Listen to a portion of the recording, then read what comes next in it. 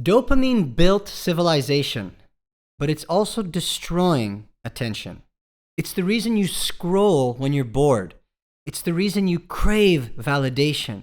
The problem, of course, isn't with dopamine itself.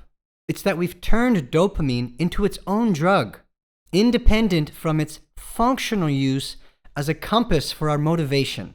That endless loop of awaiting something like a notification from somebody is the same circuitry that once helped us hunt for food, but now it only hunts for novelty and is rewarded with novelty after every swipe. Every swipe brings a, ooh, what's going to be next? And of course, you never run out.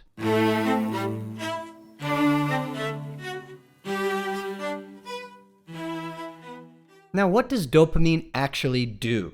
Dopamine is related to pursuit, anticipation, curiosity. It doesn't make you happy, but it makes you want to chase happiness because you get dopamine before the reward, not after.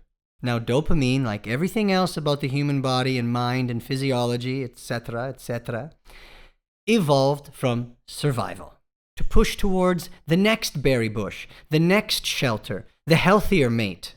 Without dopamine, humans would have remained simple creatures and probably long since have been extinct. Now, our modern life hijacks this pursuit loop. Fruit loops, pursuit loops. Phones, porn, caffeine, all endless entertainment. Even goal setting can become a game, the gamification of your future.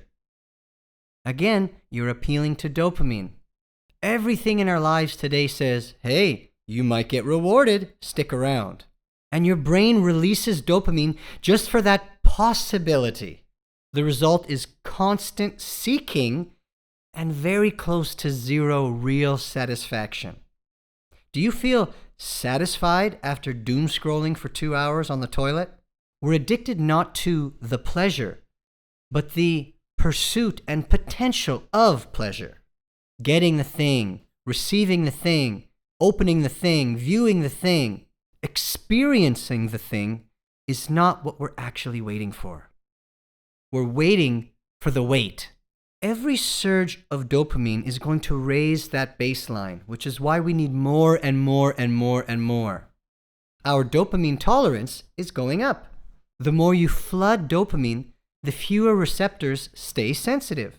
Soon, ordinary life, reading, eating, talking, they all begin to feel flat unless we're doing some mixture of all of them at once. And that's why nothing feels as good as it used to in the good old days. The same video doesn't hit. The same drink doesn't relax. The same compliment doesn't land.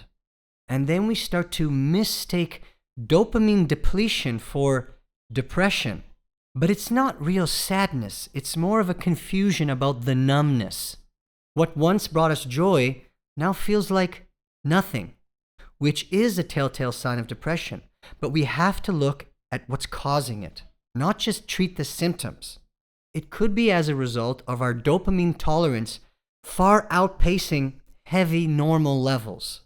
Our brains sometimes feel broken because they've become so overstimulated. Like a bicycle that never stops to receive maintenance. The pedals keep spinning and spinning and spinning and spinning, and the lubrication dries out. It begins to rust. All the metal starts to heat up. It needs a break. It needs to cool off. It needs to set itself back to baseline. Do you ever feel like the chase is beginning to own you? Hit, brief high, drop, boredom. Scroll, brief high, drop, boredom. And our brains pick up on this pattern, and so the anticipation itself becomes the addiction. You become restless when still. Your brain panics without noise, and mere silence feels like withdrawal.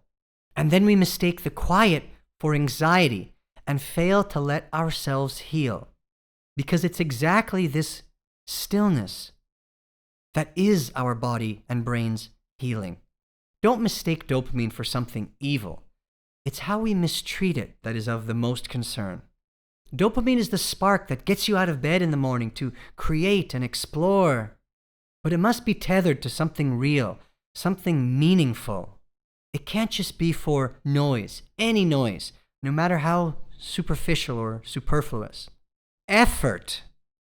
God's honest effort must return to its equation.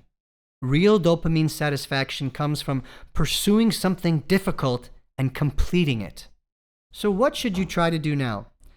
Delay every quick reward for 10 minutes if you can.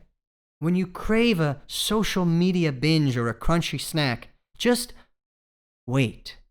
Feel the discomfort and notice the half-life of the cycle leave you. Try to remove one cheap high for 7 days. No doom scrolling or no alcohol or no sugary spikes right before lunch. Swap the hit for effort. Swap input for output. Do something and replace that removed habit with creativity, with movement. Read, create, engage in genuine, open and honest communication. When was the last time you were truly honest with someone for more than a few sentences? Keep a one-line log. Today I replaced blank with blank. Take back your pride. Trade in this never-ending pursuit for the potential of pleasure with pride in seeking earned pleasure. Ask yourself, what are you chasing right now, every day, that's not loving you back, that will never love you back, because it could never love you back? What would it look like to earn your next high through grit and discipline rather than some easy artificial distraction?